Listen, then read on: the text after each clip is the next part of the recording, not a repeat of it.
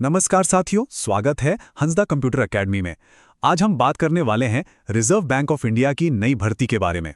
RBI ने विभिन्न पदों पर भर्ती का आधिकारिक नोटिफिकेशन जारी कर दिया है। ऑनलाइन आवेदन प्रक्रिया शुरू हो चुकी है। इच्छुक और योग्य उम्मीदवार अंतिम तिथि से पहले आवेदन कर सकते हैं। इस भर्ती में योग्यता, आयु सीमा, आवेदन शुल्क और चयन प्रक्रिया से जुड़ी पूरी जानकारी हम इस वीडियो में जानेंगे। अगर आप बैंकिंग सेक्टर में सरकारी नौकरी पाना चाहते हैं तो ये मौका आपके लिए बेहद महत्वपूर्ण है। तो चलिए बिना देरी किए चलिए शुरू करते हैं। तो चलिए फटाफट देख लेते हैं कि आज हम क्या क्या जानने वाले हैं। सबसे पहले हम इस भर्ती का एक ओवरव्यू लेंगे, फिर उन जरूरी तारीखों पर नजर डालेंगे जिन्हें आपको बिल्कुल नहीं भूलना है।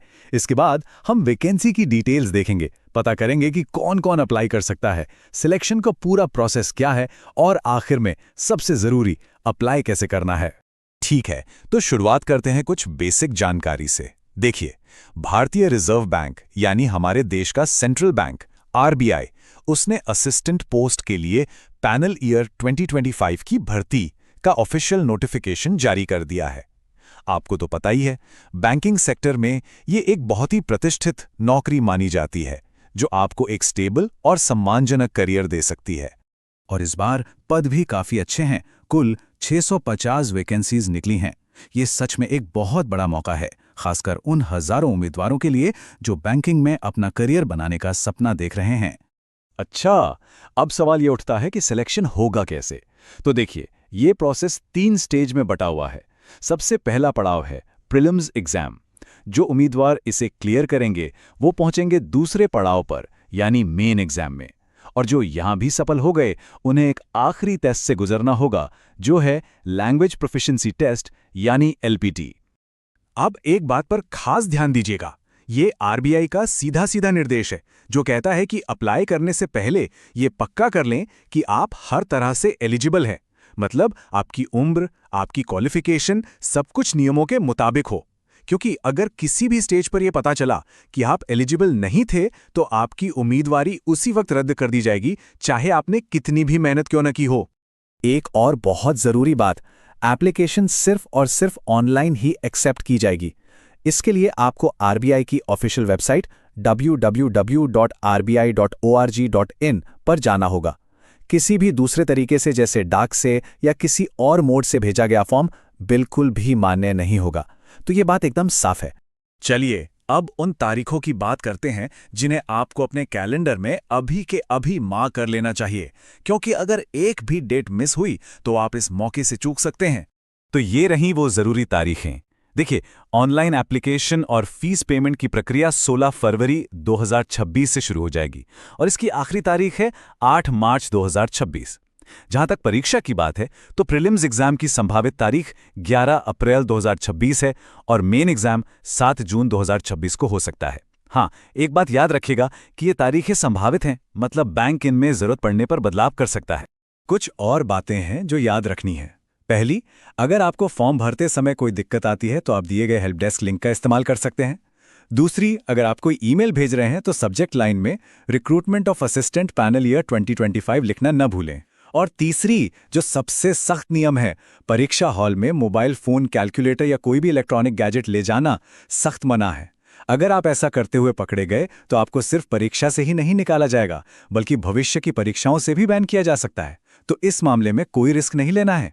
तो चलिए अब जरा और गहराई में जाते हैं और देखते हैं कि ये जो 650 वैकेंसी हैं वो देश के किन किन आरबीआई ऑफिस में हैं और किस कैटेगरी के लिए कितनी सीटें हैं।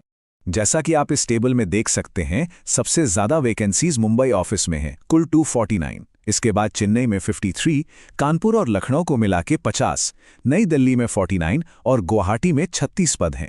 मेरी सलाह यही रहेगी कि आप जिस भी शहर से अप्लाई करना चाहते हैं वहां अपनी कैटेगरी की वैकेंसीज को ध्यान से देख लें।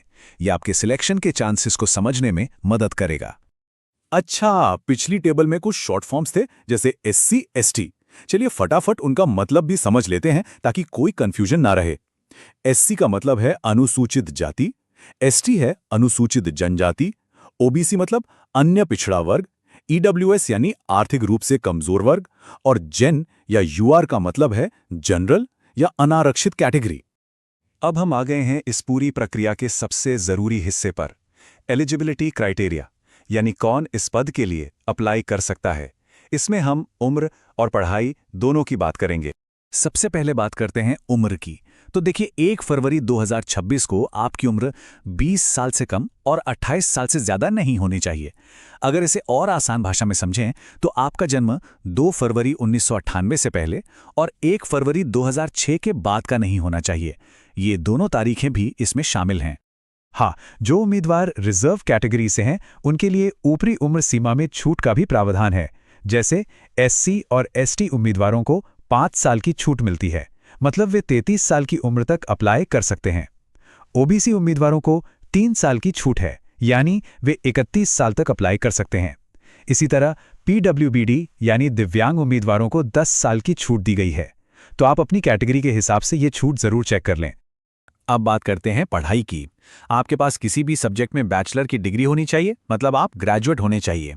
इसमें कंडीशन है कि आपके कम से कम 50% मार्क्स होने चाहिए, लेकिन यहाँ एससी, एसटी और पीडब्ल्यूबीडी उम्मीदवारों को राहत दी गई है। उनके लिए सिर्फ पास होना ही काफ़ी है, परसेंटेज की कोई शर्त नहीं है। और हाँ, आपको कंप्यूटर पर वर्ड प्रोसेसिंग की बेसिक नॉलेज होना भी ज़रूरी है। चलिए अब सिलेक्शन प्रोसेस को थोड़ा और डिटेल में समझते हैं। ये जानना बहुत ज़रूरी है कि प्रीलिम्स और मेंस एग्जाम का पैटर्न कैसा होगा, ताकि आप अपनी तैयारी की स्ट्रैटेजी सही से बना सकें। तो ये रहा प्रीलिम्स एग्जाम का पैटर्न। ये एक तरह से आपका स्पीड टेस्ट है। इसमें 3 सेक्शन होंगे, इंग्लिश, न्यूमेरिकल एबिलिटी और रीजनिंग। कुल 100 सवाल होंगे 100 नंबर के और टाइम मिलेगा सिर्फ 60 मिनट।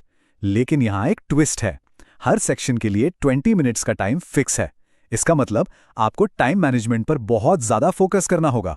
जो लोग प्रीलिम्स क्लियर कर लेंगे वो देंगे मेन एग्जाम, जो कि असली मुकाबला है। इसमें 5 सेक्शन है, reasoning, English, maths, general awareness और कंप्यूटर नॉलेज। कुल 200 सवाल 200 नंबर के और टोटल टाइम मिलेगा 135 मिनट।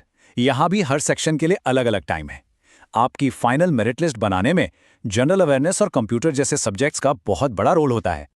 और हाँ, एक सबसे बड़ी गलती जो लोग करते हैं उससे बचना है। यहाँ नेगेटिव मार्किंग है, मतलब हर गलत जवाब पर आपका 1/4 यानी 0.25 मार्क काट लिया जाएगा। सीधी भाषा में कहें तो 4 गलत जवाब आपके एक सही जवाब के नंबर को भी ले डूबेंगे। इसलिए तुक्का लगाने की आदत पर कंट्रोल रखना बहुत बहुत जरूरी है। तो अब हम लगभग सारी जानकारी हासिल कर चुके हैं। अब चलते हैं आखिरी और सबसे अहम कदम की ओर, यानी एप्लीकेशन प्रोसेस को समझते हैं। तो क्या आप इस शानदार मौके के लिए अप्लाई करने को तैयार हैं?